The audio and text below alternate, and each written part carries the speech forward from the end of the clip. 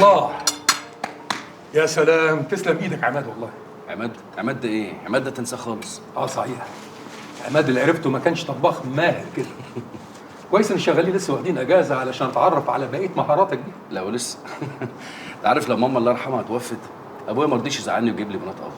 كل يوم كنت ادخل انا وهو المطبخ نجرب في بعض طول السنين اللي فاتت دي كلها. اوه بس اسمر اهو، نتيجه زي الفل. الف انا والشيخ. ميرسي يا جمال. خليك زمن، اقعد. جايين بكره نغطي الدنيا دي كلها. بجد انا مش عارف اشكرك ازاي. انت ما تعرفش الورق اللي راح لابو العزم عمل له قلق قد ايه. خليه يعرف ان انا معايا كذا جبهه ممكن افتحها عليه. مش انت لوحدك اللي بتدور على البراءه يا جمال، انا كمان بدور عليها. الورق اللي راح لابو العزم بيكشف عن صفقات تمت هناك وانا موجود في العراق. مفيش غيري انا وهو واحد تالت اسمه نوح السباعي اللي نعرف الصفقات دي عباره عن ايه، واللي بسببها حصل اللي حصل.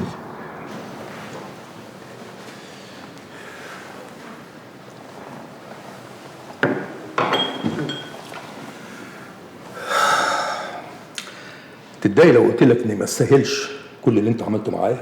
يعني ايه؟ الناس كانت ليها حق في كل اللي عملته معايا، وده كان مصيري اللي انا استحقه لولا انك ظهرت وانقذتني. انا مش فاهم انت سيادتك بتقول الكلام ده ليه؟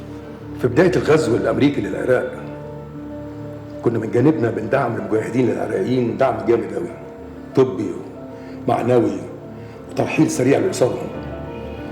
كل ده كان بيتم بشكل غير رسمي بس بدعم من النظام، لغايه ما ده اتعرف من جانب المخابرات الامريكيه، وبقى مطلوب من النظام يقدموا تبرير لكل اللي حصل ده. وفي يوم وليله التبرير اتحول لصفقه، وبعد ما كنا بندعم العراقيين بقى مطلوب مننا نسلمهم للامريكان. انا متخيل طبعا انت رفضت لحد ما اجبروك. بالعكس، ما قلتش لا، ودخلت باختياري وابدعت في وسائل التسليم والتعاون. ما كنتش بتفكر صح؟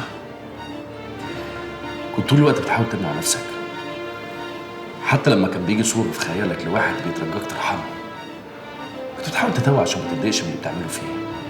بتحاول تقنع نفسك طول الوقت انها تعليمات واوامر، وانك جندي من جنود النظام لازم يبقى فخور باللي بيعمله زي ما هم فخورين بيك كده، حتى لو ما قالوش ده في العلن. كل اللي انت بتحكيه ده انا عشته لحد ما رفضت، ما رضيتش اكمل. حصل لي كل اللي حصل لي ده، وانت في الاخر دخلت بورقك عشان تنقذني زي ما عملت معاك زمان. الفرق اللي بيني وبينك انت تستحق ان اساعدك بس انا لا. كان في مره مجاهد عراقي انا فاكر اسمه لغايه دلوقتي، صالح التكريتي.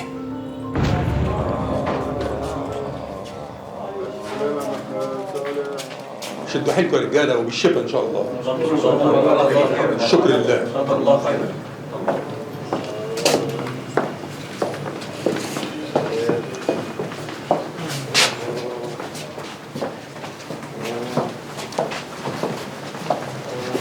يا صالح شد حيلكم، دول شويه تعب ويعدوا. والله يا جناب السفير ما ردت انام هاي النوم على السرير مثل النسوان، انا ردت استشهد بالميدان مو اموت بهاي المستشفى. لا تخاف صالح، ما راح تموت، انت عراقي، انت بطل، انت من بلد الاسود، انت من بلد صدام حسين. شد حيلك يا بطل. مشكور. حد يبقى عنده ولاد حلوين كده ويقولوا الكلام ده برضه؟ شد حيلك، دكتور عايزك دقيقه واحده.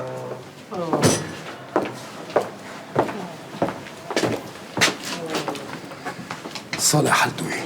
لازم عمليه باسرع وقت. الامكانيات موجوده؟ محتاجين ادويه واجهزه نطلبها من سوريا ومن مصر، يعني توصلنا الاجهزه والادويه خلال اسبوع او اسبوعين.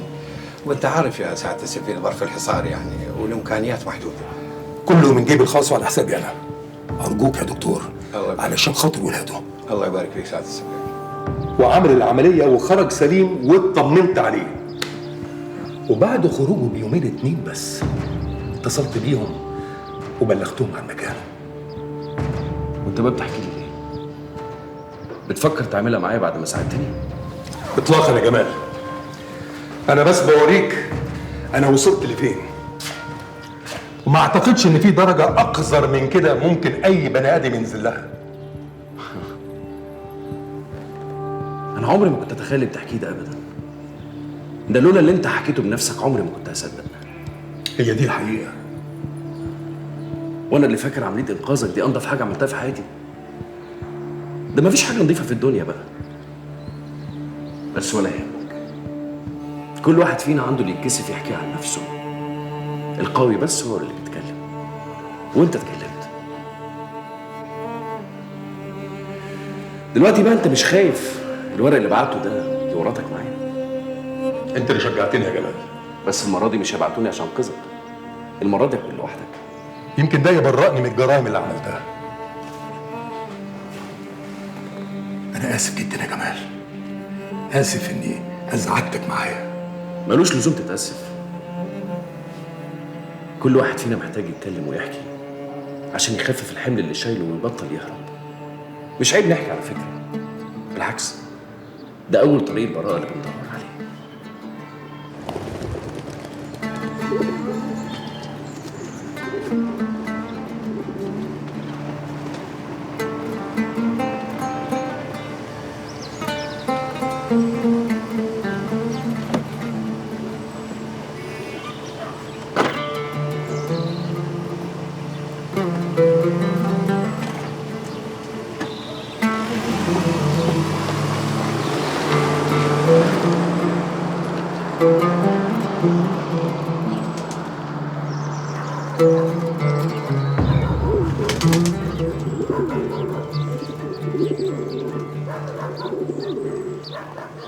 ده اللي حصل بالظبط.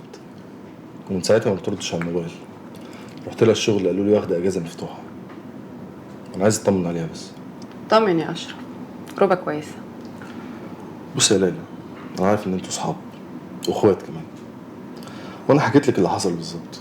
من فضلك فهميها انا ماليش ذنب.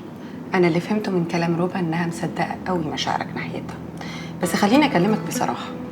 انت اكيد شفت قد ايه هي كانت رافضه فكره الارتباط دي. دي حقيقه. يعني بمجرد انها تدي لنفسها فرصه انها تحب ده يعتبر انجاز. انت عايزه تقولي انها ممكن ترجع تقفل على نفسها تاني وتعمل زي ما كانت بتعمل؟ بصراحه ده اللي انا خايفه منه، اتمنى انه ما يحصلش. ما انا عايز اقابلها عشان افهمها.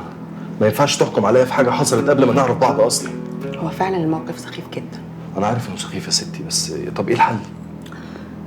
اشرف انا عايز اسالك سؤال، انت بجد عايز ربع؟ من ساعه اللي حصل ما فيش جوايا غير السؤال ده. بس انا ربع بالنسبه لي غير اي واحده عرفتها في حياتي. انت عارفه لما كنا بنتقابل واقعد قدامها كده وابص في عينيها، كنت بلاقي فيها حاجات عمري ما لقيتها في نفسي. والغريب ان هي ما كانتش بتفتعل ده، ولا انا كنت بدور عليه. بس ببساطه كده كنا بنكمل بعض.